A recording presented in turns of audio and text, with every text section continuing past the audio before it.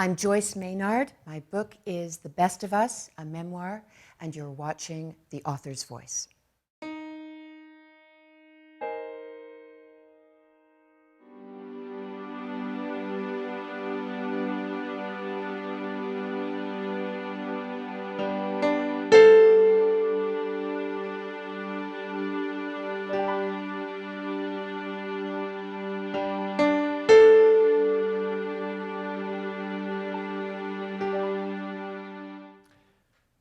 Good evening, or good morning, whenever your schedule allows with modern technology. My name is Paul Berlanga, and I am with the Author's Voice Book Signing Network. And we're here to show you the best in upcoming literature. And I have an amazing book to talk to you about tonight. It's brought to us by a wonderful publisher. The title of the book is The Best of Us, written by Joyce Maynard, whom you'll meet in a moment. And it is put out by Bloomsbury, a very fine publishing house, and it's $27. Now, you have the fine ability to find this on the bottom of your screen. There are buttons and little orders down there for you to order from. And you can also find the button that will allow you to submit a question to the author. During our discussion, we'd just like your first name and we'd like the town you're from. So it's the Author's Voice Book Signing Network. And we come to you under the auspices of the Abraham Lincoln Bookshop, kindly sharing their domicile with us for this purpose. And now I'd like to introduce you to Joyce Maynard. So nice to be talking with you, Paul. Joyce, thank you for coming in today. I wouldn't have missed it. Now that I know who you are, I'm going to be a regular. You mean the royal us? Yes. Well, it's a pleasure to meet you. And I just want to say that in the Small World department, I was asked by our wonderful producer if I wanted to review your book. Uh-huh. And as it happens, I actually had your earlier book in my hands at the moment. One of my earlier books. One of your earlier point out books, that yes. Your hands would have been full if you'd had Okay, a book that you wrote when? 1990. It came out in 1998, and it is actually, I would name it, a very significant book. At Home in the World. At Home in the World. I stepped into your lines already. No. We're going to just race over each other all the time, I hope. It's my first memoir. And it appears to me to be... a highly controversial one at the time. I didn't, yeah, I'm surprised. We'll get right to it in a second, but right. So you wrote... before we get into the meat and potatoes of the book and the reason you wrote it and what impact it has on you and the people that you want to reach, I'd like to talk just a little bit about you as a writer. I mean, the technical aspects, the craft of it. And I made a point of saying that Bloomsbury is a good publisher.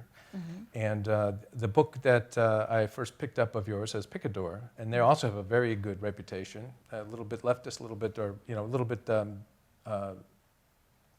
exploratory, mm-hmm. not the mainstream, not the run-of-the-mill. Mm-hmm. I'd be proud to be published by either one of these two mm-hmm. people. And so it very much fits with your narrative there.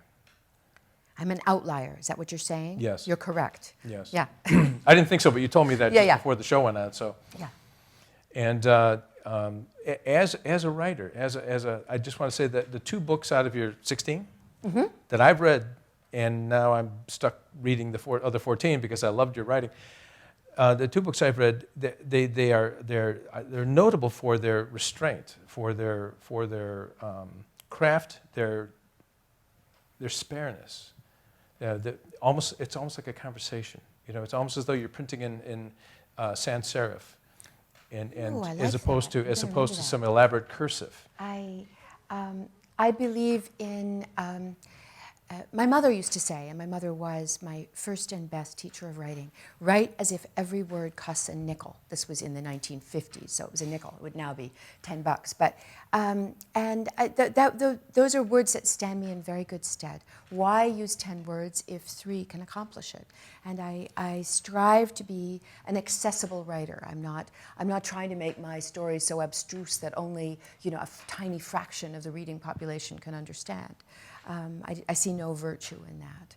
Raymond Carver is, a writer I revere. And me too.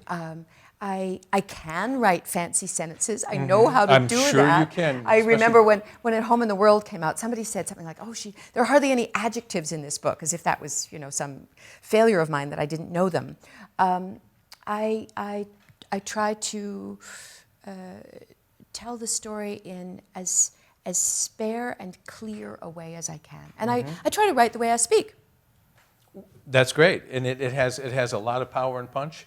For the record, there's a paucity of adverbs and adjectives, and that comes to very good effect, because you do write with it's like Hemingway or Nelson Ogren, or Hemingway wrote about Nelson Ogren, that he could hit you with his left before you ever saw it coming, and that's what you do. You write with a spare, eloquent spareness that invites the reader to share the emotion. In the original book, At Home in the World, you write about how your mother looked into your diary, and you don't say, "Oh my God, I thought I was going to throw myself out the window." But it's apparent to the reader that was a very important book for you, a very important thing for you, your diary. Oh my gosh! I may tell this story in a minute, but I'll say first that to me, the act of writing is a two-part process, and I'm only half of the equation. There's the reader on the other side, and I'm keenly aware of the presence of the reader all the time. And I believe it's participatory, that I shouldn't, if I lay everything out and tell the reader how to feel about my characters in the situation, what is left for that reader to do but fall asleep or turn on the TV? So I want it to be, publishing my work for as long as I have, Paul, which is kind of a horrifying number, 50 years. I published my first work when I was 13, so you can do the math. I have developed huge respect for the intelligence of the reader. It shows. To figure things out. And I need to tell less and less. They get it. They get it without me spelling it out. So in the case of, At Home in the World, where I'm telling in part the story of a celebrated and revered writer, perhaps the most revered of the 20th century, J.D. Salinger, writing a letter to my 18-year-old self, a whole series of letters suggesting that I drop out of my Ivy League college and leave out of my life, leave my family, my world, my school, my job, to go and live with him. Do I need to say to a reader very much about, what to think about that? I don't. I try to be a kind of documentary filmmaker and just give you that picture of that girl and let you, in the movies we certainly don't have lines at the bottom of the screen explaining how, here comes a bad guy, here comes a person who has a bit of a problem with teenage girls. No need. And my readers have never failed me. The people who don't read my work sometimes, disappoint me, because a lot of people have opinions about my work without reading. People have read about my work without reading my work, and they're often surprised, I suspect, if they actually read it. I get this a lot, you're the one who wrote the book about Salinger. And I'll always say, actually, no, I wrote a book about me, and Salinger chose to enter into my life and have an effect on it, so I wrote about him too. But it's ultimately, as all of my memoir is, an exploration of the only experience I have any right to tell about, which is mine. Right. So at the end I don't think you want me delving into what your feelings are. That's for you to do. No, people do that all the time. They're very busy telling you how you feel. Yeah. No. And you give people more credit than I'll tell about me, you tell about you. Okay, great. It's a deal. Yeah. So at the end of that part of the narrative, rather than railing about your mother, rather than lamenting about what you lost in that exchange where she violated your privacy, you simply say, I never wrote in my journal again. Right. You never wrote in your journal again. And there was actually, that story contains a fundamental key to why I write as I do, which is that I grew up in a family, in a household of spectacularly articulate people, really brilliant people, both of my parents, highly educated, much more so than I. My mother could recite much of Western literature by heart, certainly the whole Western poetry canon, my father, the Bible. But, and at night, at our dinner table, they spoke in paragraphs about art, music, politics, religion, sex even, but never never mentioned the single fact of our lives that controlled them more than any other, which was that every single night my father, who I adored, got drunk, and every morning we pretended it never happened. And I took a lot of shame from this, not shame of my own behavior, but shame, I felt an obligation to conceal this. So when I wrote in that diary, which I started to do after I read the Diary of Anne Frank, and I felt like, oh, she wrote a good diary, I want to write a diary. It took me a couple of months to even dare in my diary to speak of my father's drinking, because it was never mentioned. And it was the night after I had done it. And I didn't even use the word drunk. I said, Daddy acted funny again last night. I think I was 13. And the next day, I opened my diary to begin my entry for that night. And there was a 2-page typewritten letter, beautifully written, as my mother always did, beautifully written, from my mother, explaining to me all the reasons why my father's drinking wasn't such a problem as I had thought. This was never something she'd talked to me about. And in the margins, she'd actually, and incidentally, I adored my mother too, you know. So our lives are full of flawed human beings who we can love. In the margins, she'd done the calculations, the mathematical calculations of exactly what percentage of the time my father was actually drunk. And big surprise, it wasn't that big a percent, so couldn't be that bad. You know, the percentage of time that Lee Harvey Oswald was shooting a gun was very little. I like that analogy. Anyway, I never wrote. I wrote one more entry, which was that night. My mother is the most wonderful mother, and never again. But I think I've spent the 50 years since then in response to that, believing that it is a far less terrifying thing to shine a light on one's demons than to pretend they don't exist. Well, that's where your courage comes in, and that is in talking about the things people really don't want to talk about.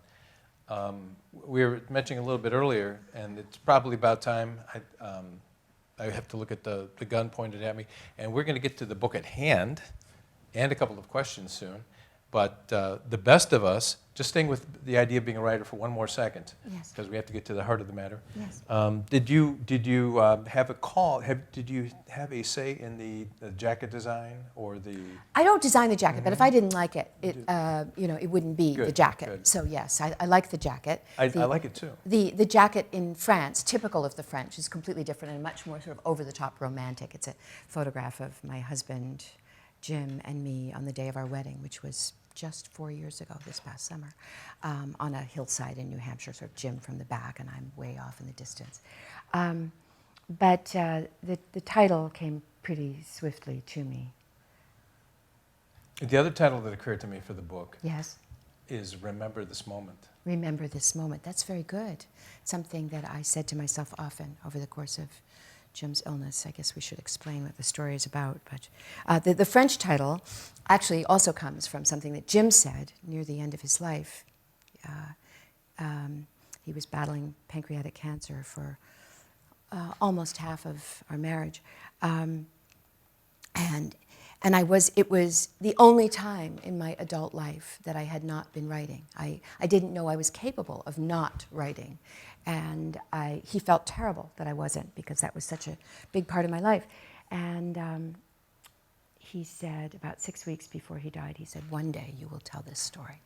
The French title, for those who know French, is, I love to say this in French, Un jour tu raconteras cette histoire. One day you will tell this story. I wanted it to have a different ending, obviously, but... Well, on that note, would you like to back up and tell us the thrust of the book? Sure. So I was raised with all kinds of romantic ideas about love, many of them formed by Disney movies and rock and roll, not by my parents' marriage, and married young, and a marriage that to the father of my 3 children that ended when I was 35. And I was always seeking my partner, but I didn't really know what a partner looked like. I didn't know what a good relationship consisted of. And so I was knocking around on my own for almost 25 years before I met this very good man who'd also been divorced for a long time, Jim. We met on Match.com. And I was in my late 50s at this point, as was he.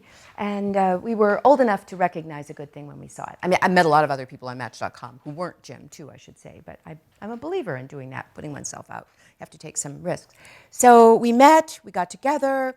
But I felt no need or desire to get married. I was very fearful about marriage. And even, it was Jim's idea to get married. And even, I was a solo operator. I had learned how to be an independent woman. And even after we married, I believed I would carry on with my fine independent life, and there'd be this really lovely, smart, handsome, funny man picking me up in a convertible from whatever adventure I was having. And that's sort of how I lived, until we got this devastating diagnosis of pancreatic cancer, which we refused to see as a terminal diagnosis, although it was pretty close to it that day in November of 2014. November has not been a good month in my life for the last few years. I'm thinking of last November, too. And we chose to fight it very hard. But it was over that period when my marriage was, my partner was in jeopardy, my marriage was at risk of being lost and was lost, that I truly became a partner.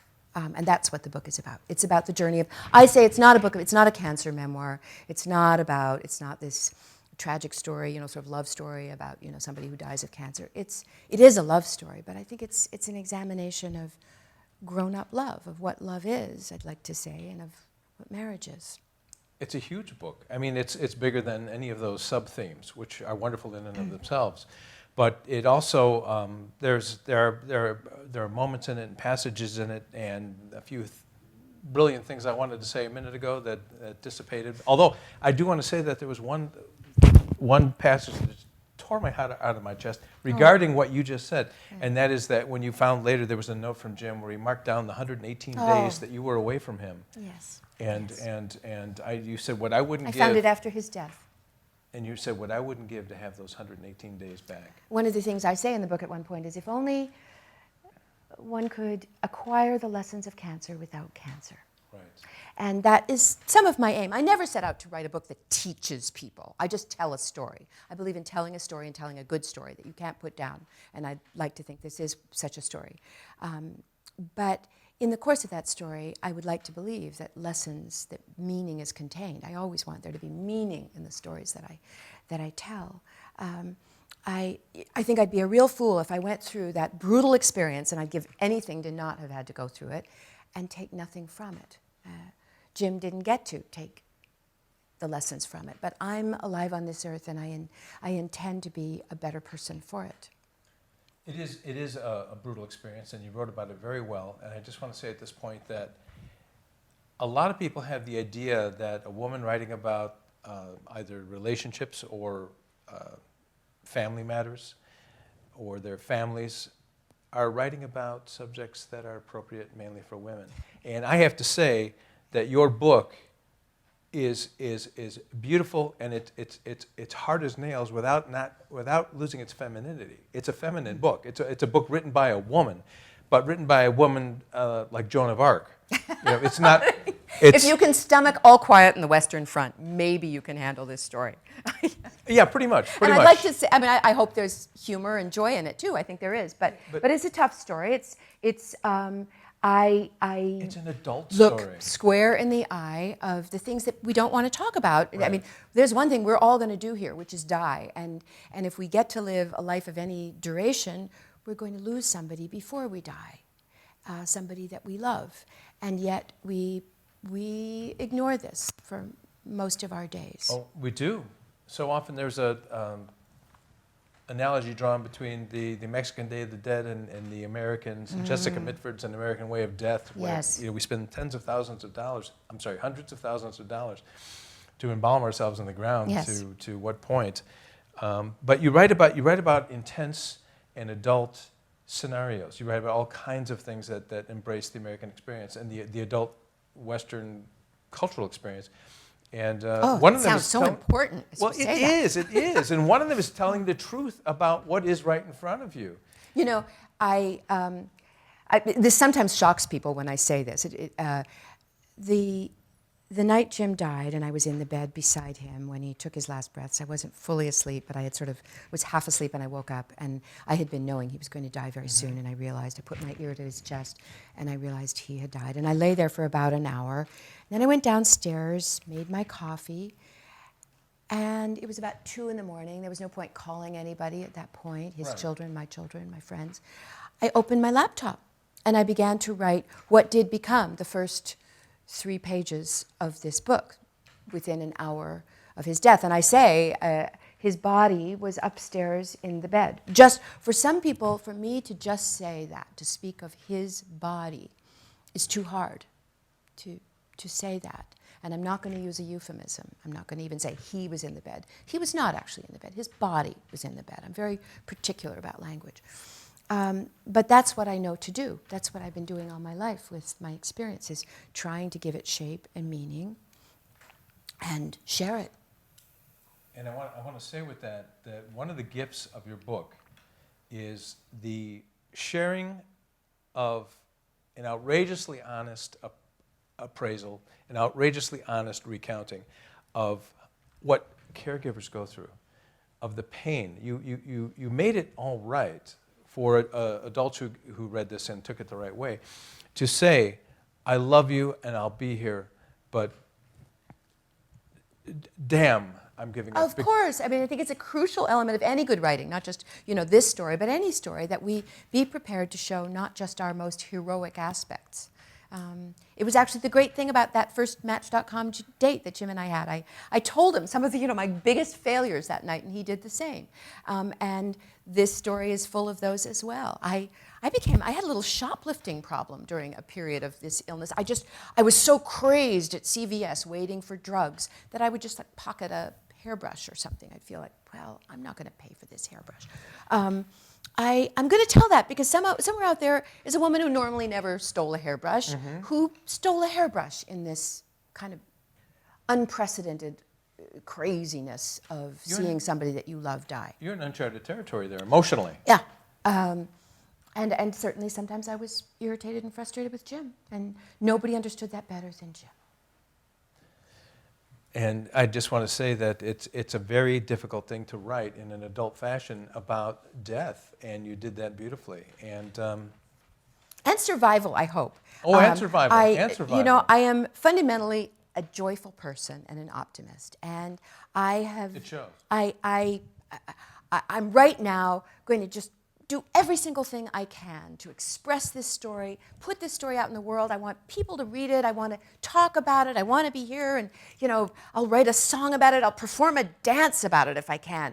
And then I've got to carry on with my life. I can't spend the rest of what I hope is a significant, number of years ahead of me memorializing the past. And I think Jim would know that too. So I am in this moment now. I think Jim would have approved of you not being the curator of the Museum of Jim. Right. So you gave away much, or I gave away a lot. Of his belongings. Very conveniently, we were just about the same size. Actually, I weighed more than him by the end, which anybody who's seen somebody die of pancreatic cancer will understand. But I wear a few of his shirts. Yeah. I'm going to take just a moment here. Yes. And we're going to go to a couple of questions. Great. I love that. And so Joe from Houston, you write. I hope you're okay, Joe. Thank you. Hope you still have a house. Oh, right. Hope you're calling from a safe place. I know this was a very painful episode to write about. Is it equally difficult to discuss it with your fans as you tour? Just the opposite, Joe. Wherever you are, I'll speak to you. I love doing that. I love doing that, and not just with my fans, with people, that just sort of wander in. I experienced this in a fairly solitary way. Jim and I were only together, start to finish, 4.5 years.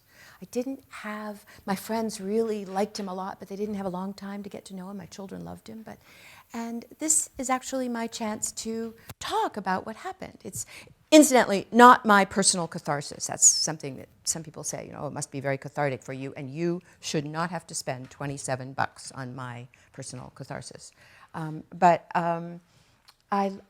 I haven't burst into tears once on this book tour.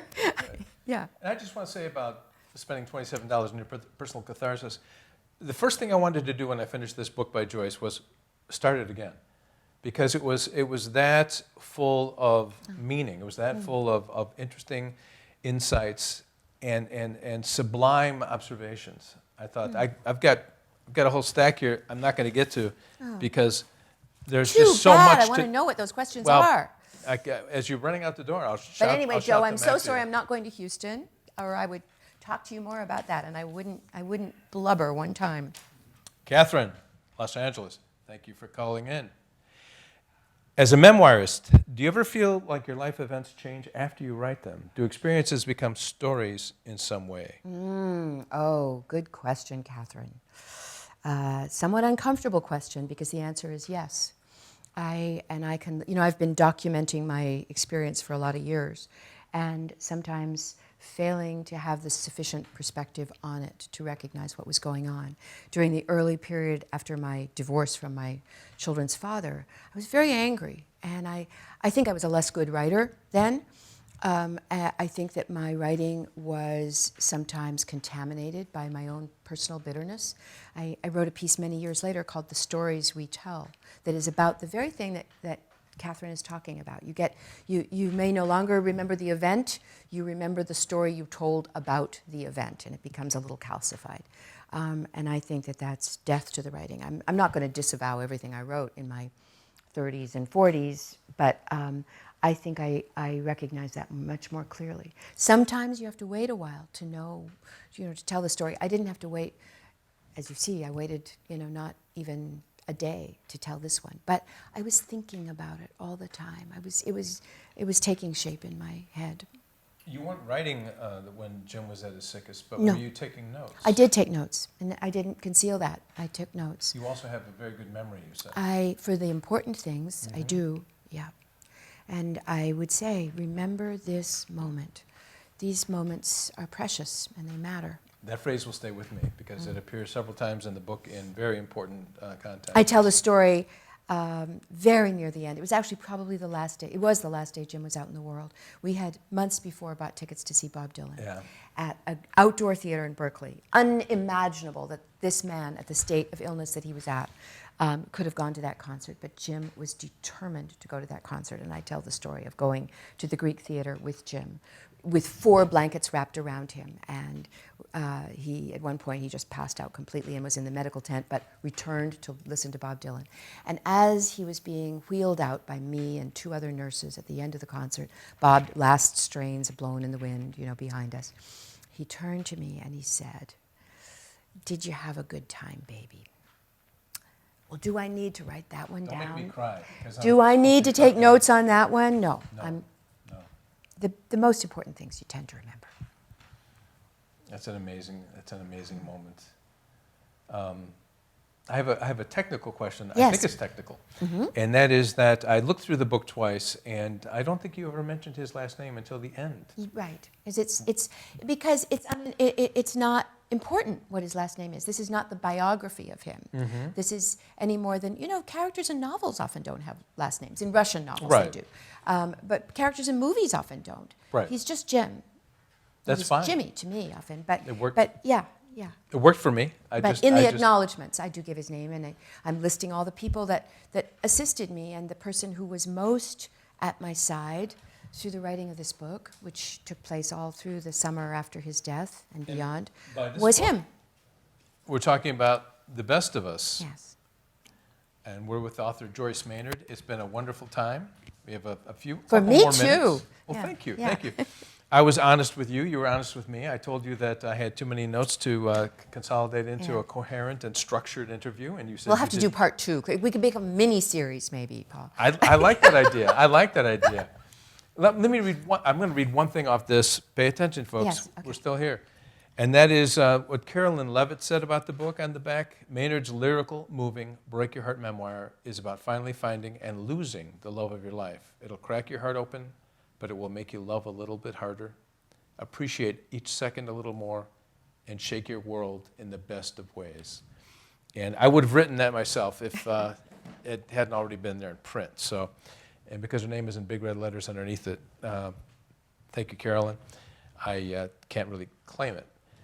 And is there anything else you'd like to mention that we haven't covered? Yes, there is. That if a person wants to know more about this book, they should go to my website, where there will be, among other things, I resisted the impulse to put photographs in this book, as much as I would have liked to. But I did want people to see Jim and see us together. So there's a really beautiful slideshow. I do cry when I watch the slideshow. Here am I, a person who wrote a 430-page book that tells this story, and we've got a 3-minute slideshow that kind of does the same, and all you need to hear is Peter Gabriel's song, The Book of Love. So JoyceMaynard.com has that, and it has it has excerpts from the book, it has the audiobook, examples from the audiobook, because I really like people to listen to the audiobook, which I recorded.